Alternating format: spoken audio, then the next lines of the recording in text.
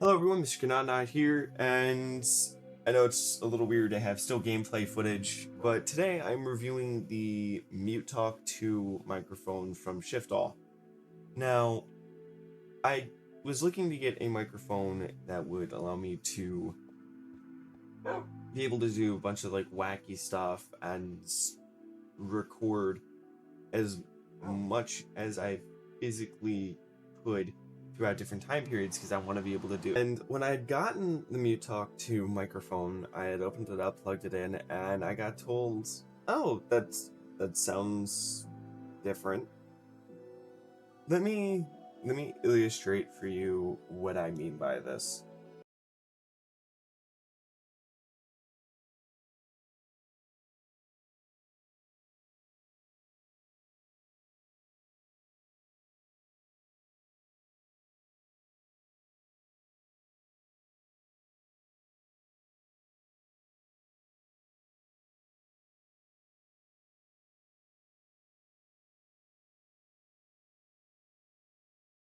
Beexelent gaming headset, NVIDIA broadcast option. Trial and error is the key to success. Beexelent gaming headset, Realtek audio system. Trial and error is the key to success. Mutalk2 nose adapter. Trial and error is the key to success. Mutalk2 base mouth attachment. Trial and error is the key to success. Mutalk2 nose attachment retry. Trial and error is the key to success. Okay, so I'm going to keep rolling with the nose attachment because audibly I've gone to other people. I tried going into voice chat servers like that with other games, and everyone has pretty much said the same thing. See, and even then, if I try to inhale, it's going to exaggerate it like no tomorrow. I'm very subtle with it.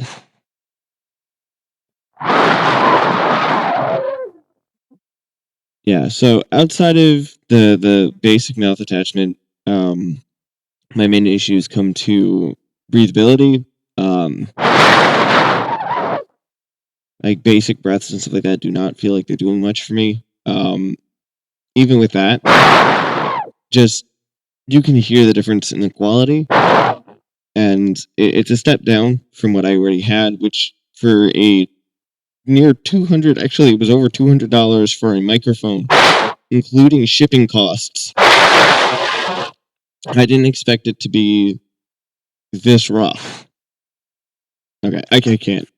Okay, so I'm back to the other one. This is the NVIDIA broadcast selection.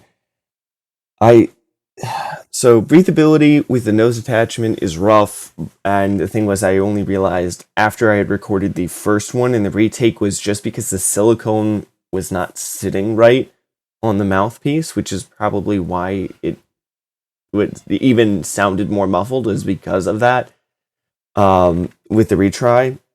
And it's interesting. But when it comes to comfort with getting the Quest 2 and Quest 3 headsets on, it becomes very janky to get that sitting with the nose attachment, and the nose attachment sounds so much better than just the standard mouth attachment. I don't even think there's any contest there that it sounds more nasally without the nose attachment, and the recordings overall are pretty rough. Now, I'm recording this, and everything that I've recorded so far is within my setup, and it's the same space. I have no soundproofing in here. I've heard noise going on in outside the room that I'm in, and it's not picking up at all. And that's just due to how I have everything set up. Even if I switch to the Realtek mic, it's not going to pick up. I've done it quite a few times. There have been other situations where I've recorded stuff, and with the virtual desktop microphone using the Quest 2 and Quest 3 mics, they do pick up from time to time, but it still is actually rather impressive. It's not like a simple, I can overlook this for something else. the quality of the Mutalk2 microphone is a lot worse than I expected it to be. I would have expected it to be a little more streamlined, and granted, it's for what it is, it's not too bad. I believe that just the design concept is with like the isolation of the audio is causing it to be a little bit of an issue because you have the sound bouncing around within the actual microphone itself, and I don't know if maybe there's a specific thing because I haven't tried pulling out specific layers and rearranging stuff to see if that helps any. But when it comes to basic functionality, the microphone itself is advertised as a gaming headset and recording a professional studio microphone. And to me, I feel like that doesn't quite hit that mark. This is the second microphone that I've tried to get where it was advertised to be a good wireless mic or it was a good microphone to use, period. And it just kind of fell flat. When I'm looking for a microphone, audio quality is first priority, and then noise dampening and stuff like that can go through in post-processing. Or even if I'm looking for something like that, and video broadcast is an amazing tool, which comes with most NVIDIA graphics cards with it installed on the system. If not, you can probably find it and see if it works with your computer. But again, $200 for a microphone and the quality drop off is insane for what it is and what it's claiming to be. Would I recommend this for anyone who's looking to get a microphone? I would say it's an interesting microphone, and if you're looking to get something that makes it so that you're not hindering anyone else or they're not hindering you, this might be a good option. But at the same time, I just don't think that it's as good for a constant long time use. Many of the times with the advertisements or even videos that I've seen, it's on and then off, on and then off, on and then off. Most of the time manually holding it and then bringing it to your mouth, talking, and then putting it back down. Which, if you're gaming, you need to have that on for a prolonged period of time, not just as on and off, on and off. As I said, with the Quest 2 headset more than the Quest 3, the nose attachment is really janky, and the Quest 3 actually has to sit at this weird angle in order for it to fit on the Mutalk2. I'm surprised, to say the least, that the quality of the microphone is just that low overall. And again, I can understand the design feeding into that, bouncing off the walls of the interior of the microphone, but it just doesn't justify how muffled and how dampened it sounds.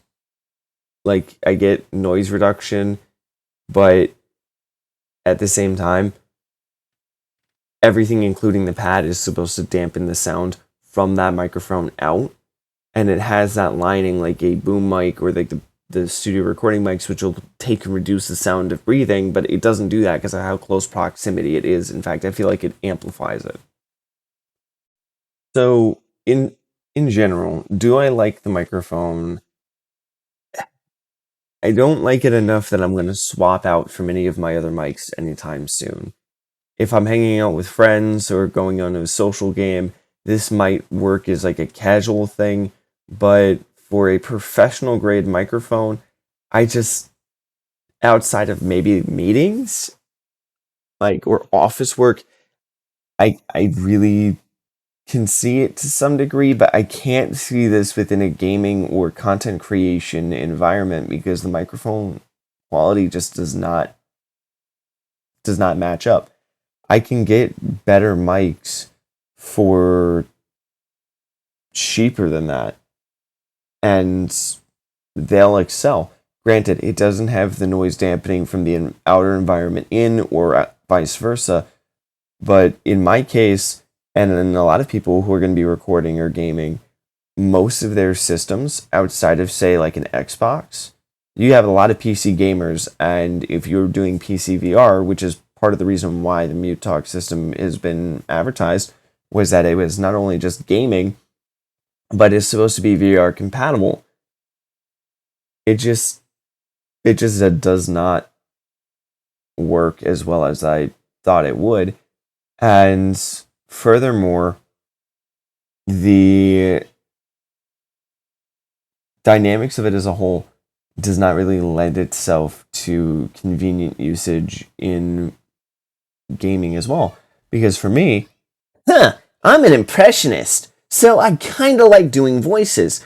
So if it's going to be dampened or altered in any way, I don't feel like I'm going to be able to successfully do any of my character voices and, kind of walk away being like, yes, they confidently heard what I sound like. I mean, even if it is just a little bit, the hindrance is still there. Like, just think about that for a minute. Clear, concise audio. Now imagine that through the Mutalk microphone. It's going to be muffled. A lot of the, the highs and lows within the voices and stuff like that will kind of meld between. And then not to mention, as I said, the breathing, going over and factoring into this. For gaming and like studio recording environments, I just don't think it works as well as it's advertised to, which is a shame. It really is. I had high hopes for the microphone, especially with the Haratora tracking system that Shiftall has released, which I'm loving. It's probably the best and cheapest tracking system with good quality to it, and you don't have to worry about being too far from anything. And the Haratora 1.1B Haratora 1.1B is honestly really good, and it works with independent. It's not just a PC thing. You just need to get the app up and running and connect it. But that is all for now. I want to thank you all so much for listening to me rant on about a new microphone that I purchased. And if you found this helpful, please consider liking and subscribing to show that this helped you. And I'll see you all in the next one. Bye.